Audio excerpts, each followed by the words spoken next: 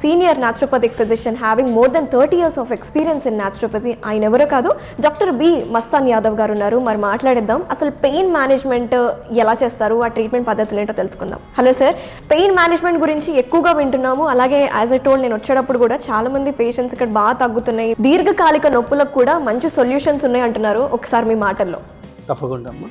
ఇప్పుడు మనం pain management అనేది మనం చూస్తే ఇప్పుడున్న జీవన విధానంలో చాలా మందిలో కూడాను ఎక్కువ శాతము మెకానికల్ యాంత్రికమైన జీవన విధానం వల్ల డెవలప్ అయిన ఈ మెకానికల్ ప్రాబ్లమ్స్, ముఖ్యంగా మస్కులోస్కెలిటల్ డిజార్డర్స్ అంటాం వీటిని.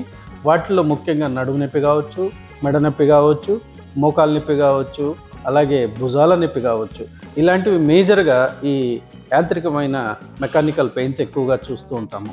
వీటిని మేము దాదాపు ఈ 30 సంవత్సరాలు పర్టికులర్గా నా ప్రాక్టీస్ మొదలైనప్పటి నుంచి నేను మొదలు పెట్టడం ఎక్కువగా పెయిన్ మేనేజ్మెంట్ మీద తీసుకురావటం అయింది.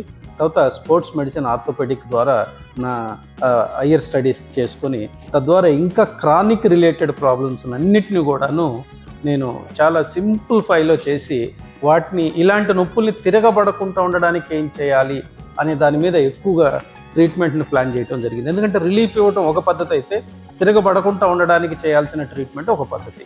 ఈ రెండు పద్ధతుల్ని అనుసంధానం చేసుకుని రిక్వైర్మెంట్ ఆఫ్ ది పేషెంట్కి మనం ఎక్కడ ఎంత ఇంటెన్సిటీతో మనం అప్లై చేయాలి, వాళ్ళు ఫిజికల్గా ఎంత ఇంటెన్సివ్గా ఇబ్బంది పడుతున్నారు, అలాగే మెకానికల్ అంటే రియాలిటీగా మెంటల్గా కూడా వాళ్ళు ఎంత ఇబ్బంది పడుతున్నారో ఆ ప్రాబ్లం గురించి ఈ రెండింటిని అర్థం చేసుకుని మనము ఒక ఖచ్చితమైన ఈ చికిత్సా విధానాన్ని మన హరిత వెల్నెస్లో డిజైన్ చేయటం వల్ల వాళ్ళు అద్భుతమైన ఫలితాలని చూస్తూ ఉన్నారు.